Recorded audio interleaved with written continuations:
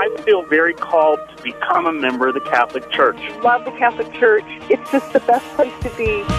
From the studios of EWTN, this is Open Line. In North America, call toll-free 1-800-585-9396. That's 1-800-585-9396. Outside North America, call 1-205-271-2985. You can also send an email to openline@ewtn.com. Happy Tuesday to each and every one of you. Thanks so much for carving a little time out of your Tuesday to join us here on EWTN's Open Line. You know, I have long suspected that Mr. Tom Price, program director extraordinaire, is losing his hearing. Because every time I put this headset on after him, it blasts me out of my seat. So I think that Tom is going deaf. I'm going to encourage his lovely wife, Adrienne, to make some sort of an auditory appointment for him so that we can get his hearing screened. 1-800-585-9396 is our toll-free number. 1-800-585-9396. We're talking the life issues here on EWTN's Open Line Tuesday. Our very own pro-life warrior, Barbara McGuigan, is in the house. If you're outside the United States and Canada, we'd love to hear from you. Your number is 1-205-271-2985, and we'll put you straight to the front of the line at 1-205-271-2985. You can send us an email, openline@ewtn.com, or you can text your question to Barbara. Text the letters EWTN to 55000. Wait for a response. Text your first name and your question. Message and data rates may apply. I'm Jack Williams. The lovely and talented Michael McCall produces the program. Your call screener is Mr. Matt Gubensky, and our social media maven is Mr. Jeff Burson. I'm Jack Williams. I think I already said that, didn't I? We're spinning our wheels already, Barbara. You did say that Michael was lovely and talented. Yes, he is. Well, he is lovely and talented. There's no question about it. He has a Carol Merrill quality about him. Ooh, you go. That'll date some of us. Right. I don't know what it means. Are you serious? I'm serious. Yeah, she was the Truth or Consequences prize girl, or one of those Bob Barker game shows back in the day before The Price is Right. And she was Truth or Consequence. Yeah. I don't know. She was on some game show. We're going to get now. Here's the deal: we will get 62 emails telling us what the name of that game show was. Right. Before we get anybody to call about the topic of the program today. So, but anyway, Barbara, do you know what this week is? It's NFP week or something like that. NFP Awareness Week. Yes. How about that? So guess what? It just is I don't know if it's a coincidence or not. Maybe Kelsey knew. But Kelsey from Noblesville, Indiana sent us an email, and she says, I was wondering why NFP is considered an appropriate form of birth control when its intention, like other forms of birth control, is to prevent a child. All right, I take exception with that, number one. Yeah. While I understand NFP has no physical man-made barriers to inhibit the creation of a child, isn't the intention the same as when condoms are used to control reproduction? If you use condoms or birth control pills with the understanding that you and your spouse are willing to accept any child that God might give you, even with their use, is it not the same thing? I just feel like intention has to play a part in this matter. Now, the forms I'm speaking of exclude the morning after pill, or those forms of birth control that destroy a fertilized egg. Thanks, and God bless. Okay, dear and good Kelsey, thanks for your very thoughtful email, and it speaks volumes that you even care to ask the question. So I took the liberty of rewriting your question, if that's okay. Basically, you are asking, isn't NFP just another form of contraception? How can they not be the same because people who use them have the same goal, that is to control reproduction? Since we know all forms of birth control have failure rates, along with user and method failure rates, including natural methods, some couples proceed with the understanding that they certainly would accept, as you said, any child that God might give you. Isn't this admirable? But of course, we would exclude the morning after pill or forms of birth control that destroy a fertilized egg. Okay, so first of all, NFP works with the knowledge that women ovulate only once a cycle, that the egg lives in a woman's body for only 24 hours, and that the egg can be fertilized for up to 5 days. Generally, 7 to 10 days of abstinence each cycle are required for those intending to avoid pregnancy.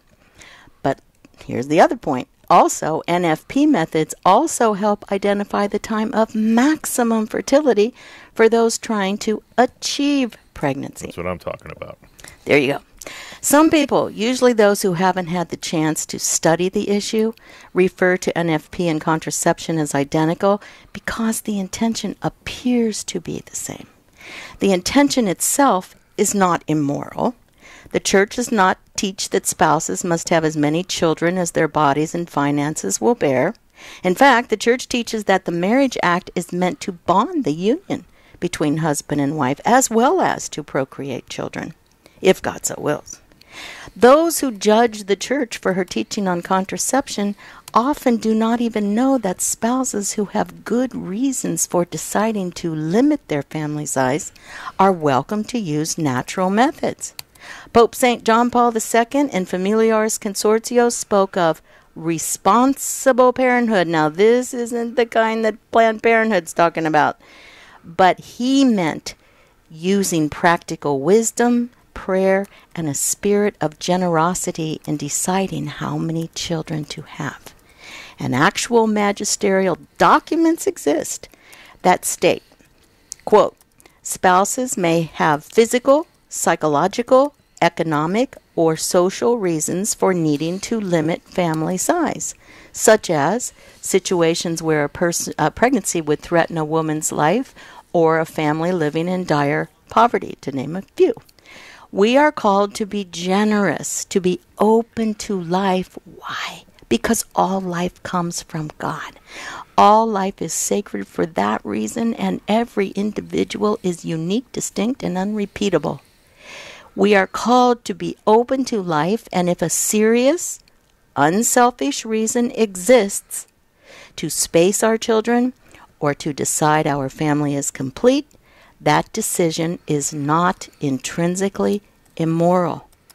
What is intrinsically immoral is the deliberate violation of one's fertility in order to manage the size of your family. Contracepting couples make themselves infertile. They make the marriage act infertile. They are saying in the act, I give you all that I am with a qualification, but not my fertility. I receive all that you are with a qualification, but not your fertility. This is manipulating the marriage act so as to render it sterile. Contraception treats fertility as a defect, even as a curse, especially if it interferes with a woman's so-called reproductive right. NFP couples work with an infertility that is natural. NFP treats fertility as a gift, a treasure, not a defect, even though they don't always open the gift in fertile days. They abstain from the marriage act during fertile days rather than manipulating the marriage act to get the result they desire, a sterile act. Bottom line, there is nothing wrong in limiting family size if the reason is not a selfish one, provided natural methods are used. Never has it ever been said that it is wrong to take part in the marriage act during the infertile period. Even though the goal may be the same in a contracepting couple and an NFP couple, it is very easy to see the mentality and the means to that goal are completely different. One is licit, one is illicit. Another point, when I see all these commercials for Yaz and Yasmin and Ella and God only knows what kind of crafty, unassuming name they're going to come up with next, it's interesting how the ads suddenly disappear. Is it because of class action lawsuits against the manufacturer? Even in the pitch, they must rattle off all the contraindications. Serious physical consequences from chemical birth control pills and IUDs are off the charts. You need a magnifying glass to read the insert included with oral contraceptives, just for one. But modern methods of NFP have enormous benefits. They cost nothing, they are chemical-free, they have no bad side effects, and I also scratch my head when I see how many young adults place such importance on consuming organic everything, except when it comes to birth control pills, IUDs, and abortifacients. And another benefit. Most couples who've switched from birth control to NFP report that their marriages have been enhanced. Wives feel very respected by their husbands who value their health, and the fact that they are valued for more than their sexual availability. Husbands speak of greater self-mastery, greater love for their wives, greater appreciation of fertility, and increased self-respect, which, in my book, naturally occurs when one strives for holiness by dying to self. Contraception can't hold a candle to this. The contraceptive mentality is the gateway to the abortion mentality, which unleashes a tsunami of death. We've seen it. Not to mention the fact that all oral contraceptives have the potential of snuffing out a newly conceived life. This is a tragedy, and one for which we all pay, I'm sure, sooner or later. You see, Kelsey, conception is the arena in which God creates. It is the direct intervention of God, just like a miracle, just like the Eucharist. When we cut God out of the marital embrace, we become manipulators of his plan, not cooperators in bringing an immortal soul to life. We must let God be God. Contraception is planned, calculated sin, which is a massive no to a woman's fertility, to new life, and to the other spouse. I sure hope this helps, Kelsey. The wisdom of God far surpasses our own. Holy Mother Church exists to get us to heaven and to make us wise. So I exhort you to choose her wisdom, and you will have no regrets. God bless you. Just getting started on an open line Tuesday. Our very own pro-life warrior Barbara McGuigan is in the house. The number's 1-800-585-9396. Toll free anywhere in North America. 1-800-585-9396. Open line Tuesday with Barbara McGuigan. All people are called to communion with Christ in the church that he founded. People really gravitate to David Anders and his concern for the callers. That's not just talk. He really means it. Tom and I are both converts. We've walked that path, and we try to walk it with the listeners at whatever stage of the journey they're on. It's EWTN's first weekly radio-to-TV talk show. Call to Communion with Dr. David Anders. Thursday, 1 p.m. Eastern on EWTN Television. EWTN Radio Classics is our 24/7 teaching and devotionals channel straight from the EWTN archives. Go Classic with EWTN Radio Classics online at EWTNradio.net and on the EWTN app. Christ is the answer with Father John Riccardo. Maybe we need to ask ourselves, do we really know Jesus? Maybe another way to ask that would be, how familiar are you with the Gospels? When I was living in D.C., I was on the plane taking a late flight home, sitting next to a young girl. She was probably 16, 17. I had my collar on, and we got talking, and she said somehow in the course of the conversation, she acknowledged that she was running away from home and was in the midst of an awful lot of difficulties that were going on. Her story seemed to be remarkably akin to the story of the prodigal son, which we just heard this past Sunday at Mass, And so I started to speak a little bit about that with her. And I said, you sound a little bit like the younger son in the story of the prodigal son. And she looked at me like I was from Mars. And I said, are you not familiar with the story of the prodigal son? And she says, no, never heard it. And I just looked at her and I says, oh my goodness, are you in for a wonderful evening?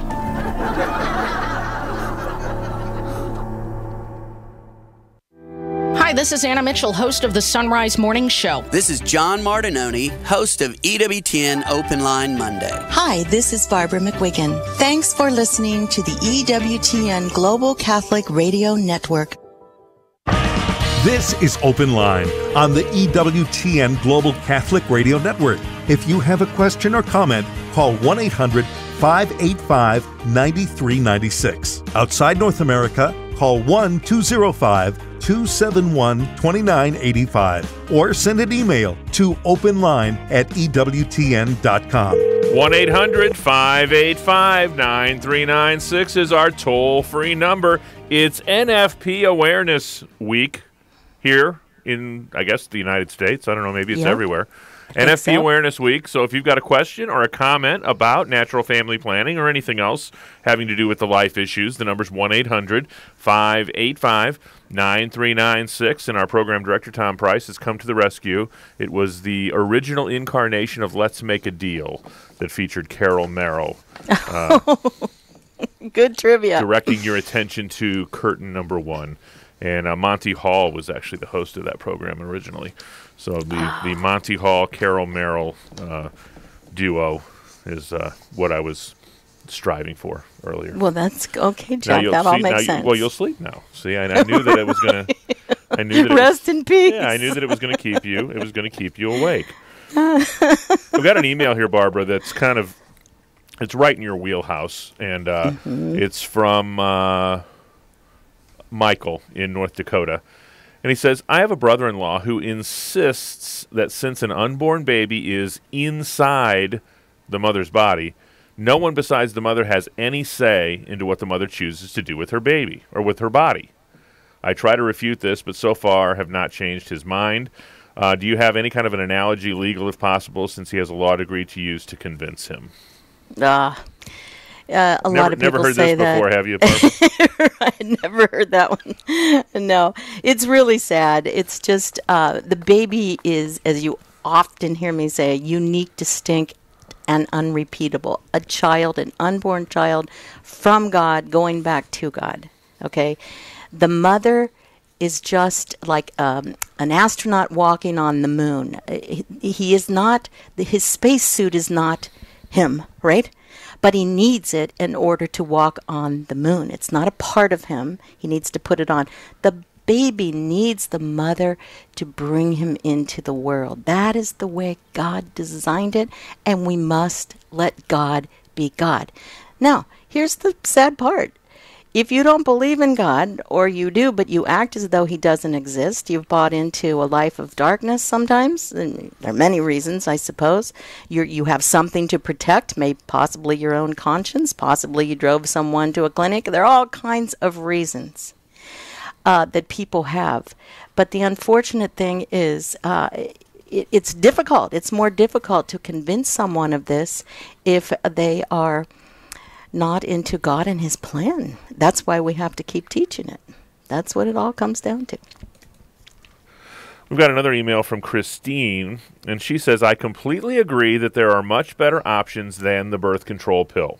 However, the one thing that I think needs to be made clear is that if someone takes birth control for medical reasons, they cannot be sexually active during the time they would take it. This is the reason why it would not be wrong for a nun in the convent. I don't think it was made clear on the program where we would discuss this.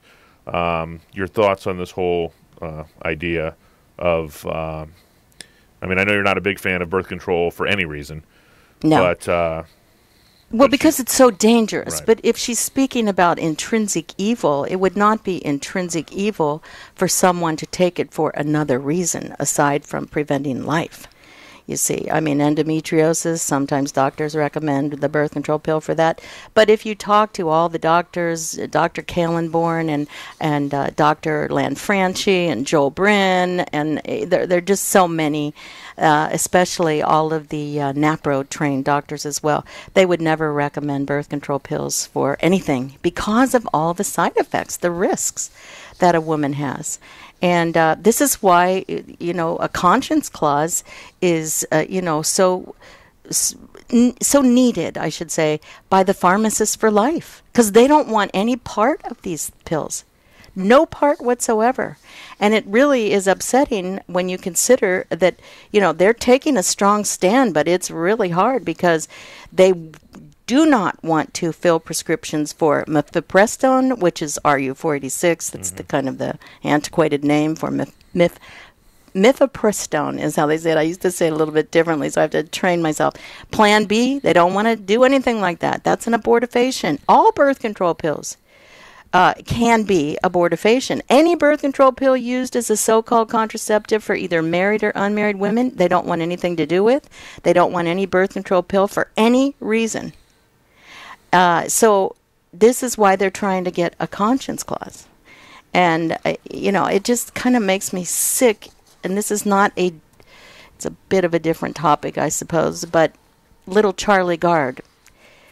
Oh, you know about this, I'm sure, Jack, right? We've talked about it on the show. Yeah, well, his parents, just yesterday, I think it was, dropped the petition to treat their little baby, right, Charlie, in the United States because it took so many delays, so much time, that it pushed him past the point of even the possibility of recovery. The very last x-ray that the doctors examined from the States said, no, he's too far gone now. His muscles have atrophied too much. So, and I remember thinking to myself, you have to stand up for the doctors in a sense, because as I said on one of our shows that we did, because they have the right to conscientiously object from treating the child. And that's basically what the hospital and the doctors, I think, were basing their actions on. But then I had to ask this question, okay, a conscientious conscience, did they have that? Were they formed, was their conscience formed by God or by the death culture? Come on. I mean, so I want to refer all of our people to the National Catholic Register, Matthew Archbold. I mean, I couldn't say anything better than the way he said it. This is why Charlie Gard matters. Who decides whose life is worth living? This is what it comes down to. And he said in the very last few lines, to me, I feel like the bad guys won today. This was yesterday. For me, I stand with Charlie Gard. I stand with life, and I kneel down before God to pray for Charlie Gard, his poor grieving parents, and a world where this is seen as compassion. And I'm adding, when it's not. It's false compassion. It's will put you out of your misery compassion. And so, this idea of conscientious objection, it depends on who is forming it. Because in this case, they tried to make it look like both sides had compassion. And yet they wouldn't even give any hope, and it took them so long with all the legal proceedings and everything that finally this little baby had to die. So, anyway. It's just very sad, I think. Well, very, and I think that the developments of yesterday actually lend to the reasonableness of the position. 10 months ago, this child had full brain function. Yes. And if he had been treated, this all started in March, all of these court proceedings. If he had been treated, if they would have listened to the parents who love this little kid, no one loves this little child more than they do. Pro-lifers, of course we love them. Oh, my goodness, yes. We put our lives on the lines for these little people. But then you have this whole utilitarian ethic, which we talked about. If it's not useful, if it's not productive, then the life is not worth living, and the state will determine who lives and who doesn't. This is evil. This is right out of Hitler's days. Absolutely right out of his days. So I was so upset yesterday just thinking about this and thinking about how this was taking place, because the last week, Jack, I thought we had hope for this little boy. No, it's gone. It's done. It's over with. They wouldn't even let him take the child out of the UK in order to come to the United States to be treated. They wouldn't let him move the kid. They had full control over this child. They wouldn't they wouldn't even let him leave the hospital. No. That hospital. To go home. To go home so their parents can just hold him for as long as until God would take him home. It's wrong. It's wrong. And of course it went on with Terry Schiavo, same thing. Her parents just wanted to take her home. There was all kind of communication with her eyes, with her blinks, all of this sort of thing. It's the same thing. Charlie's not the first one. Of course, I think we had all kinds of other things in play in that situation that don't necessarily apply absolutely. here. Absolutely. We've got plenty of times for your phone call. Straight ahead, we'll talk to Mario in Valdosta, Georgia, and we've got plenty of time to hear from you. It's NFP Awareness Week. The number to be on the program, 1-800-585-9396. It's toll-free anywhere in North America, 1-800-585-9396. If you're outside the United States and Canada, we'd love you to be part of the program. Your number is 1-205-271-2985, and we'll put you straight to the front of the line at 1-205-271-2985. EWTN's Open Line Tuesday with Barbara McGuigan.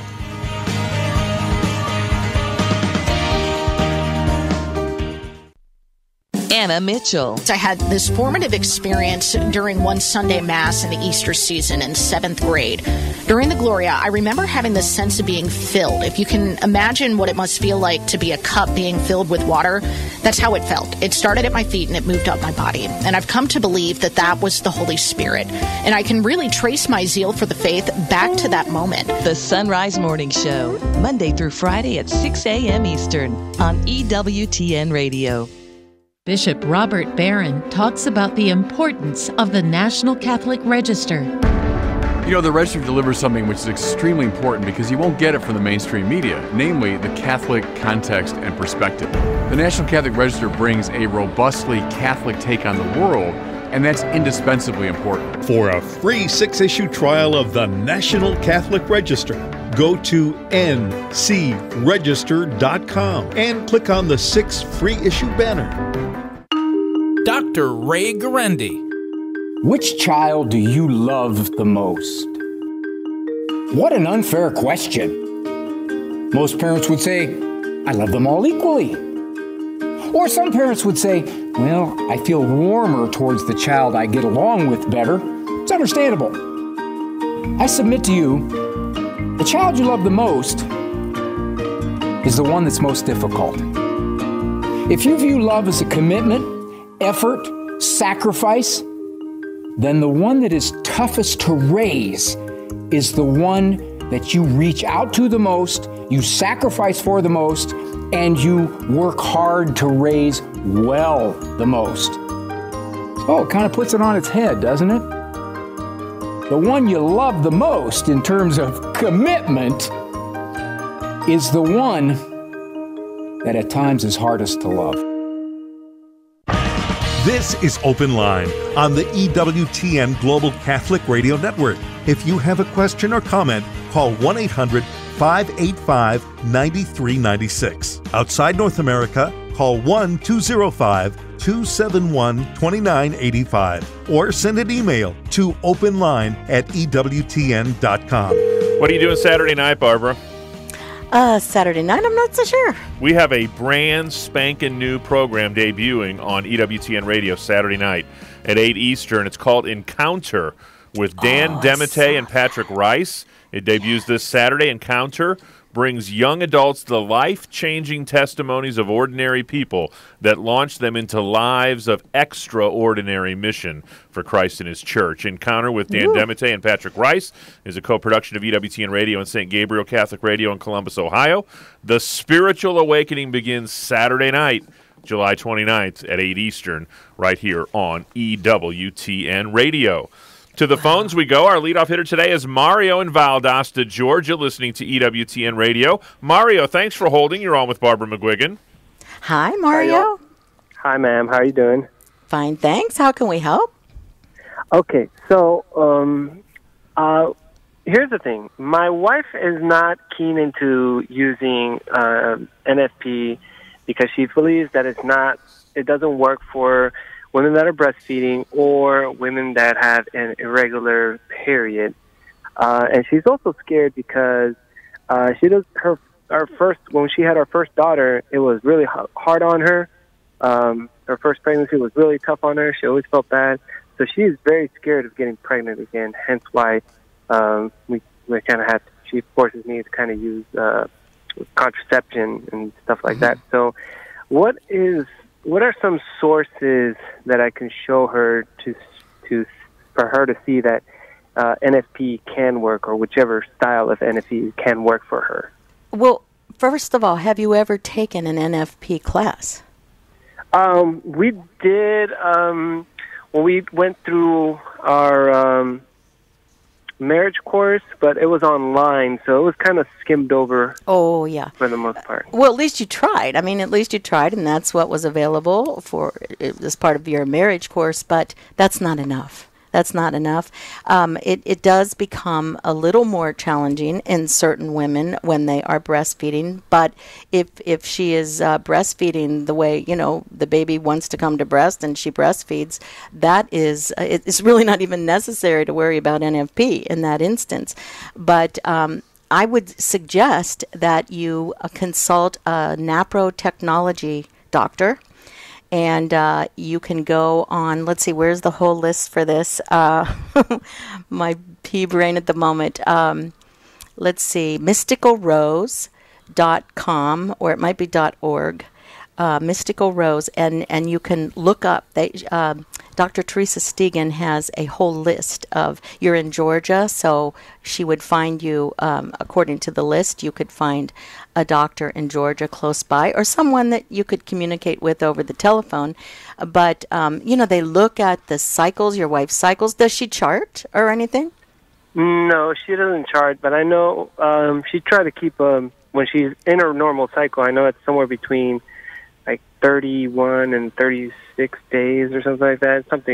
It's irregular. She never gets it on the same day. How old is your daughter? She's 1 year old. Okay. Yeah. Well, it's a lot. A brand new baby, and then she didn't have an easy time, but first babies sometimes it's pretty much of a challenge anyway for anyone. So, but it's a new life, and is the baby? Is she happy with the baby? Everything's fine? Oh yeah. Okay. She's fine. She's happy. You always forget. You forget the labor. You forget all you went through. You forget the pregnancy, that whole thing. But you need more education. I'm sure you did. You need more information. You need more formation in this particular. Now we have all kinds of fertility awareness methods that are. You have these little computers, these little fertility computers, and not that they cannot make a mistake now and then. Anyone can, but any form of contraception even can. But it's actually, NFP is 99.6% effective when used correctly. And that's a definite number that competes with the birth control pill, for sure. And that's according to the Couple to Couple League, which is another great resource. CCLI.org. CCLI.org, and this group promotes natural family planning. And even the Protestant people are getting into this now. There's a new article out, NFP. It's not just a Catholic thing anymore, because a lot of the Protestants want to get into this fertility awareness idea. So it's so much, you really just would not want her to be ingesting any birth control pills or things like that. And she'll be much happier and much more confident when she becomes educated on this, okay? I think that's the biggest thing. She's very scared to go through it again and not very confident in it, which is why she always tells me, even though she's breastfeeding, she doesn't feel like she can not get pregnant. Oh, well, she has definite signs to watch for that, and they call it ecological breastfeeding is what they actually call it, and putting the baby to breast when it wants to be breastfed, right? And I mean, there's you're not fertile at that time at all. So if she's breastfeeding that way, So I think that more knowledge is needed so to alleviate the fear. It's fear of the unknown is what it is.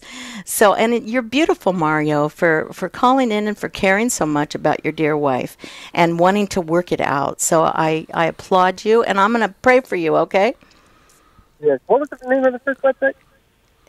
Oh, what was the name of what now? Dr. Teresa Stegan's website. MysticalRoseOB.com, I think it is. Mystical Rose. I should have it right in front of me, but lots of things are packed up for me right now, so I don't have that at my fingertips. Sorry. Okay. But all you have to do is put in Teresa, Dr. Teresa, Teresa, Stegan, Stigen, and it will pop up, Mystical Rose. Okay. Thank you, ma'am. Thank you, Mario. Appreciate the phone call. 1-800-585-9396 is our toll-free number. That's the number Ann used. She's in Steubenville, Ohio, listening to EWTN Radio. Ann, you're on with Barbara McGuigan. Hi, Ann. Hi. Just listening here, I was in my car, that prior caller. Creighton is a single sign, so mucus only. So if they want to do temperatures or cervix or read more about the ecological breastfeeding, that would be at Natural Family Planning International. Okay. They're Okay. a good resource, the Kipley's. But, Great. Are you a teacher, Ann? You sound like you are very... good for you. We taught symptothermal since 94, many years. Wow, good for you. We loved it in our own marriage, too, for over 25 years.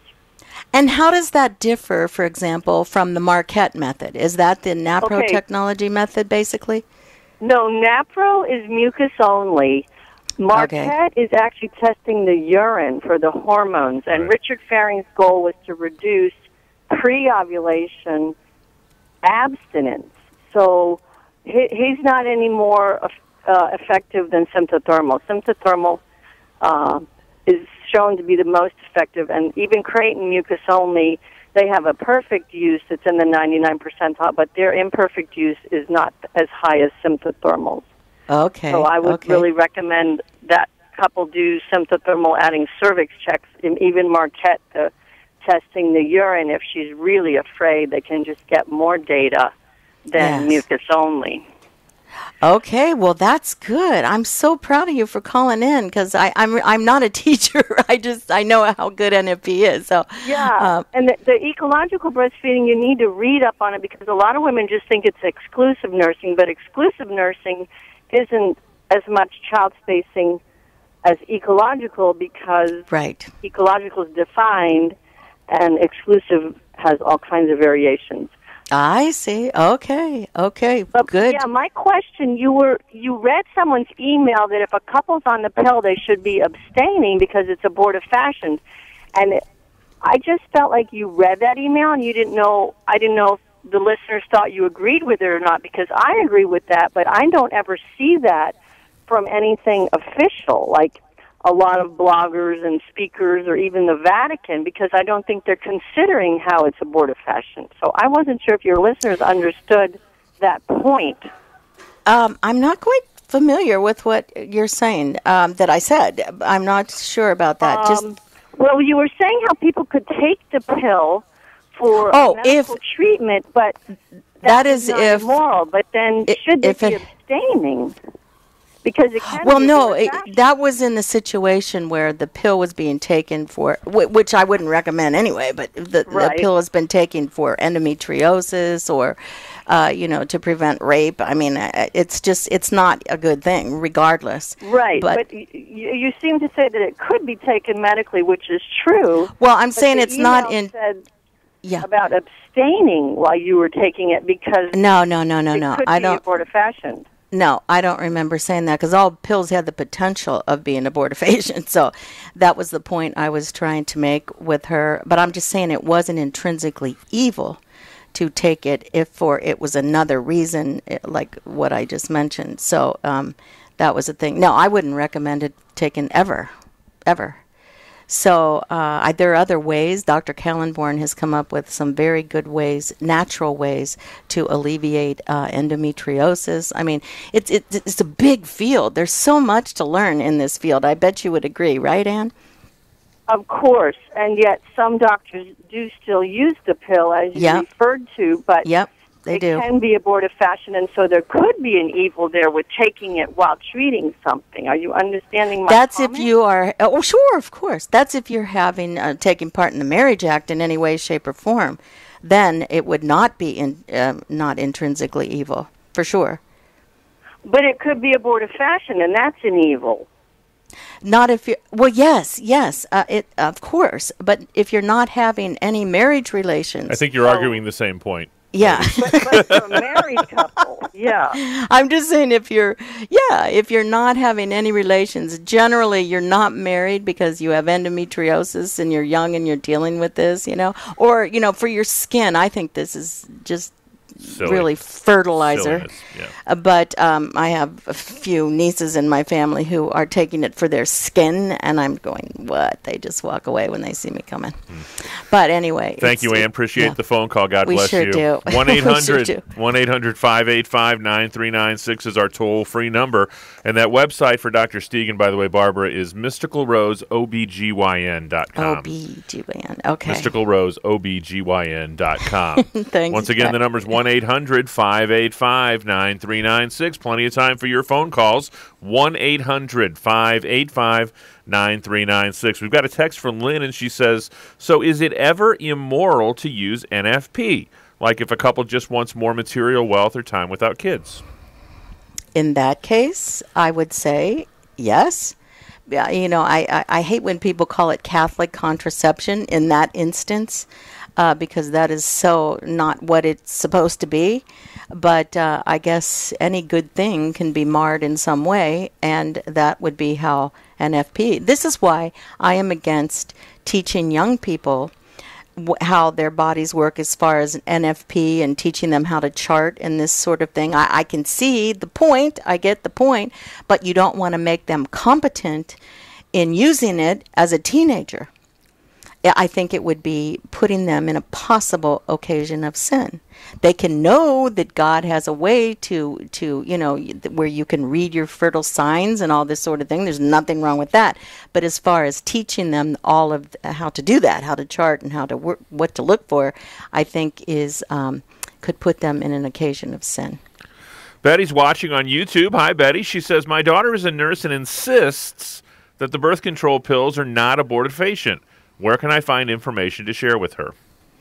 Oh, my goodness. You can go to American Life League, ALL.com or org, either way. Oh, my gosh, abortifacients. All you have to do is put in the word abortifacient birth control pills, and what will come up are many pro-life sites. You can go to Dr. Joel Brind and Dr. Angela Lanfranchi. I want to say it's abc.org.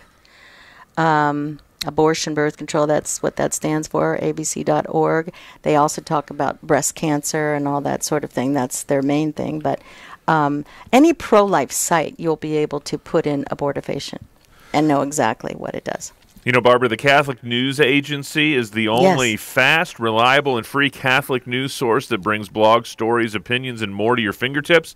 For the latest Catholic news, visit CatholicNewsAgency.com. That's CatholicNewsAgency.com. It's an online service from EWTN News. Shannon's also watching on YouTube, and she says, how can a mother explain to their 12-year-old daughter about why she needs to stay modest in dress and behavior given the state of the world she goes out into? It's not an easy thing. It is not an easy thing to teach modesty because at that age, they want to belong. They want to look like everyone else. They want to dress like everyone else. My best advice is to start early. When they're 5 and 6 years old even. Like I gave the example the other day of my little granddaughter who will be 6. And she knows what modesty means. She knows, and she'll point out sometimes to my chagrin, oh, that lady's immodest, huh, Mimi? And I go, you're in a shopping center, you're going, oh, please. But I think you need to start early. And, of course, the mom has to dress modestly. And, of course, the dad has to be very much involved and engaged in even how their daughter walks out the door. But it's not easy. But there are books on modesty. Teresa Tomeo has a wonderful book on modesty. Just put in modesty, and you'll find a lot of good books that come up that you can help her with. They also have teas. They used to have teas. I don't know if they still have them. If there are any tea, it's a little tea, a mother and daughter tea, and they talk about modesty in those kind of places. But you just need to do it, because if they're not pure, it's very difficult to keep them chaste when they get older. 1-800-585-9396 is our toll-free number. Brian's next up. He's in Salisbury, Maryland, listening on Sirius XM Channel 130. Brian, you're on with Barbara. Hi, Brian. Hey, Barbara, how are you? Great, thanks. What can I do for you, good man? Well, my wife and I are expecting our 7th child in October. You go, dude. 7th, you go. That's great. I love NFP and the idea, but I think that, we're looking at the wrong. The Catholic Church is dying. We live in a contraceptive culture. It breaks my heart every day, every week at Mass, and I'm a daily communicant as well. No one has any kids anymore. And I feel like I wish we spent more time to talk about the sacramental nature. We have a vocational crisis, which we do in the priesthood, but there are two vocations. There's one of marriage, and there's one of the ordained priesthood, and people are losing sight of that, and it breaks my heart. I'm not disrespecting anything about NFP, but I feel like I'm alone in that no one has big families anymore, and I feel like it's the sacramental nature of our marriage. Marriage is a union for the purpose of welcoming life. No one says that. You know what I mean? And I love you. I love everything you say, but I feel like we can't say that enough, because young couples need to hear that. They need to hear that. When you get married, you're giving your body as a vessel to welcome life in the name of Jesus. That's what we do. It's beautiful. It is absolutely beautiful. I'm the oldest of 11, Brian. I get it. I love it. I love life, and I would have had more too. I just kept having more miscarriages after my 4. But the whole thing is, this in the particular letter that I was answering, I think she was confused about the connection, why NFP is not contraception. I think she couldn't understand. She thought they were one and the same. So I was trying to give facts about NFP per se. But no, you're spot on. You will be your family. I think it's beautiful when a family takes up the whole pew in church. It's a witness right there. And when I'm out and about, if I'm in any kind of a mall or any place, if I see a large family, even in church, I stop them after Mass and I say, I praise God for your witness. And they look at me like, what are you talking about? I said, look at all these beautiful souls that you have brought into the world for us to see. I said, this is the greatest witness any parent can do, any marriage can do. No, are you kidding? You know what else, Barbara? Yes. You know who I never hear complaining about large Catholic families? Yes. Who? The members of large Catholic families. That's exactly right. In all my travels, it was always those people who only wanted to have a very small family, some only one, some only 2. That they thought, why did I do it this way? Why did I do it? And when they end up in a nursing home and there's no one around to care for them, no family members, same idea. This was my choice to limit my family to this size. But not everyone is in the position to do this, to have a large family, Brian. But see, what my mom always used to say to me, Brian, that every baby brings his own sandwich. And I watched, being the oldest of 11, I watched how God provided for my family. My dad worked hard. He really did. But it seemed like he either got a promotion or some sort of a raise. Something good happened with every one of our kids, every baby. So you keep on, good man. You keep on. And I agree with you 100%. Help is on the way, Brian. There's more of you out there than I think there have been in recent decades. Oh, and I think so, too. I'm glad you brought that up, because you look at all the homeschooling families, they're all big. They're all big. They all get it. They get it. And they're willing to sacrifice. See, that's what you have to do. You have to be able to sacrifice. As my mama would always say, I'm bringing home another person to love you. And when we heard those words, it was like, wow, I mean, this is great. We got lots of love going around this house. And it's true.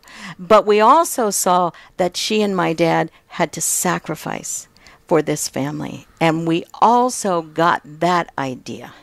So you don't have this whole narcissistic idea that the world revolves around you. You see so many people that need care, that need help. This is once you leave your family, and you're already used to it because you did it yourself with your little brothers and sisters. You know, Dr. Ray Guarendi often points out, Barbara, that the standard of living associated with normalcy from the previous generation to this generation has grown exponentially. Yes. And that is really the root of a lot of the financial problems that a lot of people find themselves in. You know, there was a time when, you know, you didn't have air conditioning in your house. And you had one phone hanging in the kitchen, and your phone bill was $6 a month. Yep. And you had one car. And mom stayed home with the kids, and dad worked. Yes. And I'm going to tell you right now, America was a better place, and people were happier. Yep. Oh, amen, Jack. People were much happier than they are now. Now there's so much materialism that it's really sad to see how these young people, and they want houses, but then also they have massive student loans to pay. And that prohibits them from being able to even buy a house. You see around here, all these big high-rises are going up by the Spectrum here in Irvine and all these places. And they're singles. They're singles. Or they are, you know, they don't want to be married. They'll live together, but they don't want to be married. And they can live in one of these big high-rises. There's no intention of having kids. At least not now. Yeah. Sharon Moore is watching on YouTube in, I believe, in Ireland or Europe, and it says, it sickens me, the attitude of the quote-unquote kill the child people here in Ireland and Europe. Please pray for us. Oof, and she is so right. She's so right. I have good friends in England, and I want to talk to them about it. You know, we're all so busy. We're all in the pro-life trenches, and so, you know, this whole Charlie Gard thing just broke my heart. I mean, this precious little baby was deprived of a treatment that could have saved his life. He was a healthy baby when he was born. But then they had to go through all of these hoops to try to get the baby treatment. It's so unfair. So unfair.